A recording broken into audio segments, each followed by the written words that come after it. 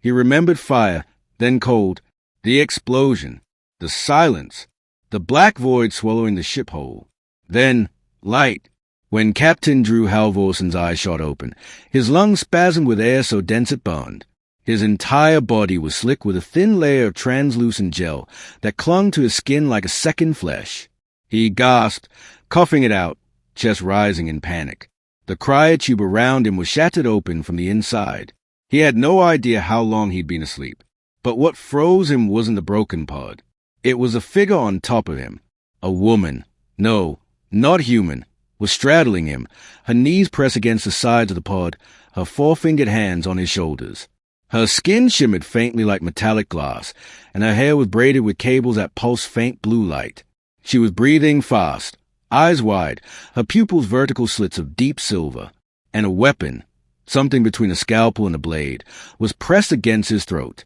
"Do not move, human," she said. Her voice was low, mechanical but trembling. "Your stasis shield failed. You were second from neural collapse. I had to intervene." Drew blinked, heart hammering.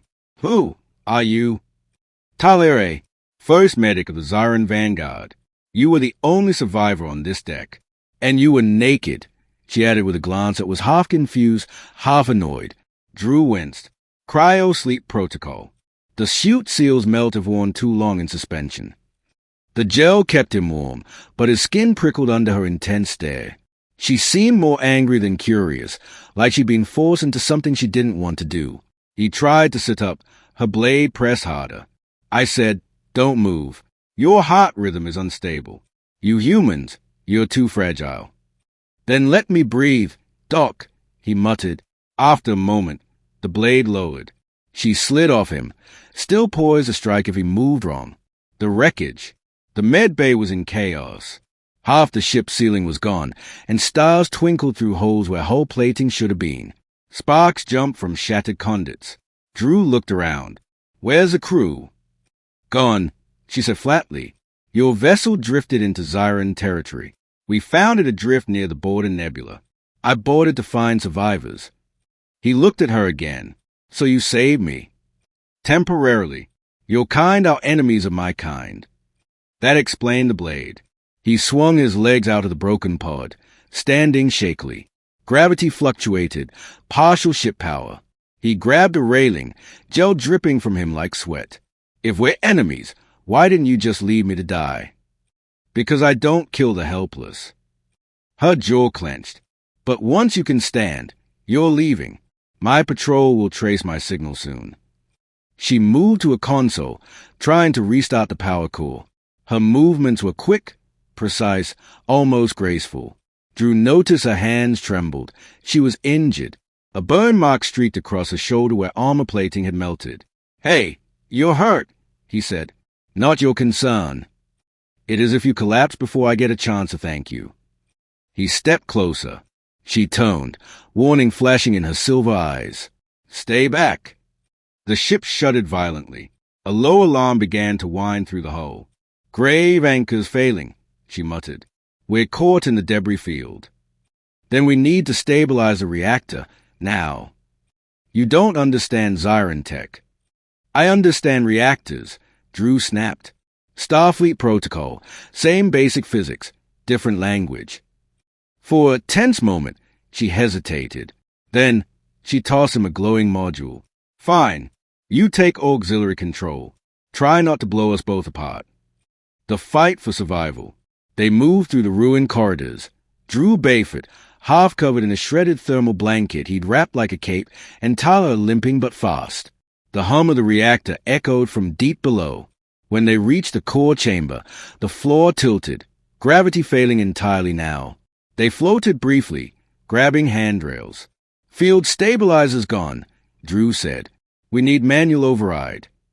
"I'll patch the conduit. You hold the core." She dived toward a sparking panel, using tool from her wrist bracer. Drew caught the stabilizer coil as it floated loose. Radiation alarm screamed. "Too much feedback," he shouted. "The core's going critical." "Then let go." "No time." He jammed the coil back into place, the energy surging through him like lightning. His vision flashed white. When the hum finally steadied, the alarms died. Gravity returned with a jolt. Drew collapsed to his knees, coughing. Taliare crawled to him, scanning his vitals with a small spherical drone. "You're insane," she whispered. "You took a full plasma surge through your nervous system." "Guess that's what humans do," he said through a grin. "Stubbornly survive." Her gaze softened. "Barely. You risked death for a ship that isn't even yours. Because you were on it." That silenced her. The betrayal signal. The ship's comms crackled. A guttural alien voice spoke through static. "Taliare of the Vanguard. We detect your distress beacon. Stand down and await retrieval." Her face went pale. "They traced me. You said your people don't take prisoners." "They don't." "Then we're both dead." "Not if I hide you. There's a maintenance pod, small enough to evade scanners." "And you?" "I'll say you were already dead." Drew stared at her. "That's suicide." "It's duty." He shook his head. "No, I'm not letting you throw yourself away from me. You have no choice." She turned to leave. He grabbed her wrist. "Listen to me. You saved my life twice. You're not dying here because your people hate mine."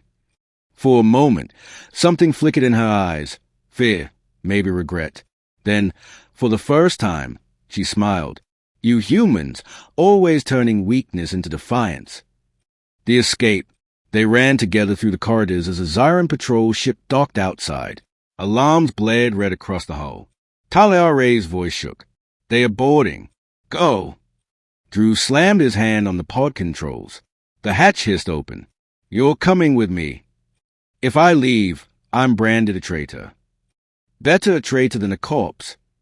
Before she could argue, he pulled her in. The pod sealed shut, engines humming. A flash of plasma fire ripped through the main deck as they launched into the black. The viewport filled with the explosion of the dying ship, a burning flower against the stars. Inside, silence. Taliare floated beside him, staring at the wreckage. "My people will hunt me now."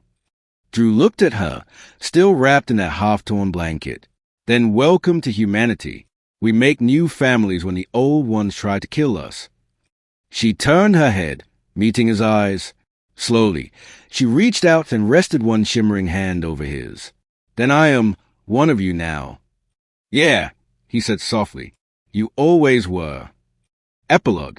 Weeks later, deep in the uncharted reaches of space, a small human distress signal pulsed from an abandoned mining moon. Hidden inside the caves, the pod had become a shelter, two survivors repairing, rebuilding, and waiting. Human and Zyran, enemies by birth, allies by choice. And in the silence of the stars, Captain Drew Halvorsen often woke from uneasy dreams to find Tali already awake, scanning the horizon. Every time, she'd say the same thing, her voice calm but fierce. "Sleep? Human. I'll keep watch." And every time, he'd believe her, because she'd already saved him once. When he woke up, and she was on top of him,